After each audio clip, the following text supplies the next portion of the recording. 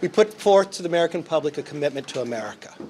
There's times we're going to have to argue with our own members if they're looking at for only positions for themselves, not for the country. You know, it's quite rich to see Kevin McCarthy, or really any Republican for that matter, accuse another Republican of being in it all for themselves, of just being in it for the personal gain. When, the entire Republican Party practically is, 100% in line when it comes to policy. For the last 2 months, we worked together as a whole conference to develop rules that empower all members.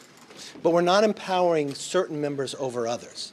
Last night I was presented the only way to have 218 votes if I provided certain members with certain positions, certain gavels, to take over the church committee, to have certain budgets. The Republican Party is a haven for racists. It's a haven for people who don't want to strengthen the social safety net. It's a haven for people who are hateful against the LGBTQ community.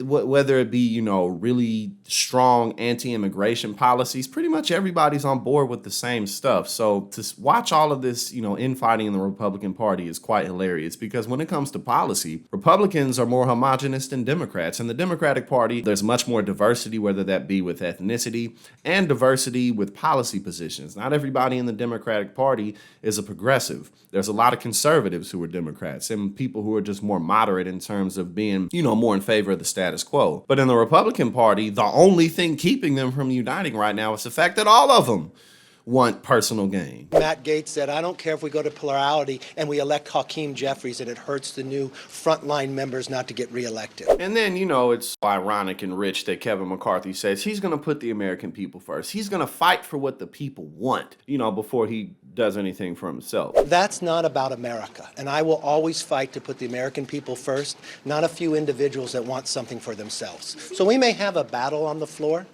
but the battle is for the conference and the country. And that really would be ridiculous for a centrist corporate Democrat to say. We're talking about Republicans here. If Nancy Pelosi or Chuck Schumer or Hakeem Jeffries or pretty much anybody with any type of notoriety that we all know in the Democratic Party who isn't progressive, they came out and they said, we're going to do everything we can to fight for this. Hell, if progressives came out and said, we're going to do everything we can to fight for this, there will be a lot of healthy skepticism because there's so much corporate greed and corporate cash in the way. With someone like Kevin McCarthy, who himself, it came out that he was talking to Trump when the insurrection was going on, and he said, who the hell do you think you're talking to? But even despite all of that, he's still riding Trump. He's still brown-nosing Trump because, maybe he can get a little bit of those cookies. And like I said before, Ron DeSantis, he has yet to show that he can run an effective campaign. So none of us know what's going to happen in this election. The problem is that you have a math problem. You just can't get there. So what do you do on the 10th vote, the 30th vote, the 50th vote, if it just doesn't move? Look, I have the record